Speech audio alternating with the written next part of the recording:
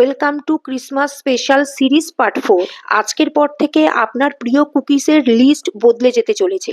এতটা ক্রাঞ্চি আর মাখনের মতো নরম যে একটা খেলে মন ভরবে না। পিস্তা আর মাখনের এই রাজকীয় স্বাদের কুকিজ এবার আপনার কিচেনে। ভিডিওটি দেখার আগে চ্যানেলটা সাবস্ক্রাইব করে নিতে ভুলবেন না যেন। প্রথমেই একটা বাটিতে একটা ছাঁকনির সাহায্যে 3/4 কাপ ময়দা, 1/4 cup পিস্তাচিও custard powder, 1/4 teaspoon baking powder ছেঁকে রাখলাম। অপরদিকে অন্য একটা বাটিতে 70 গ্রাম বাটার একটা বিটারের সাহায্যে একটু বিট করে তাতে 1 কাপ গুঁড়ো চিনি দিয়ে আবারও বিট করতে থাকলাম যতক্ষণ না মাখন আর চিনি সাদা ক্রিমের মতো হয়ে যায়, ততক্ষণ পর্যন্ত বিট করতে হবে। এবারে 1/4 টিস্পুন পিস্তাচিও এসেন্স দিয়ে আবারও কিছুক্ষণ বিট করে নিলাম। এবারে 25 থেকে 30 গ্রাম কাঁচা পিস্তাচিও গুঁড়ো করে নিলাম। তারপর বাটার আর চিনির মিশ্রণের সাথে ছেঁকে রাখা শুকনো উপকরণগুলো দিয়ে একটা স্প্যাচুলা দিয়ে কিছুটা মিশিয়ে নিয়ে ওর সাথে পেস্তা গুঁড়ো অ্যাড করে হাত দিয়ে মেখে একটা শুকনো ডো তৈরি করলাম।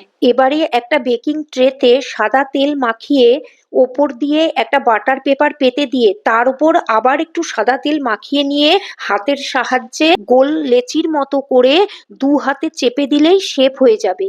আমি ভিডিওতে যেভাবে দেখিয়েছি ঠিক সেইভাবে। এইভাবে সবকটা বিস্কুটের শেপ দেওয়া হয়ে গেলে ওপর থেকে একটা করে পেস্তা দিয়ে 20 মিনিট ফ্রিজে রেখে আগে থেকে গরম করা মাইক্রো ওভেনে 180 ডিগ্রি সেন্টিগ্রেডে 20 মিনিট বেক করলেই হয়ে যাবে পিস্তাচিও কুকিজ।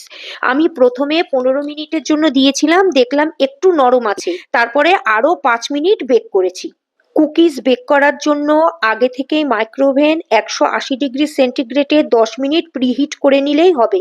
আমি যে পরিমাণে শুকনো উপকরণ নিয়েছি তাতে আমার 18টা কুকিজ তৈরি হয়েছে। ভিডিওটা ভালো লাগলে একটা লাইক করে শেয়ার করে দিও। আমার পদ্ধতিতে এইভাবে একবার কুকিজ তৈরি করে আমাকে কমেন্ট করে জানিও তোমাদের কিরকম লাগলো।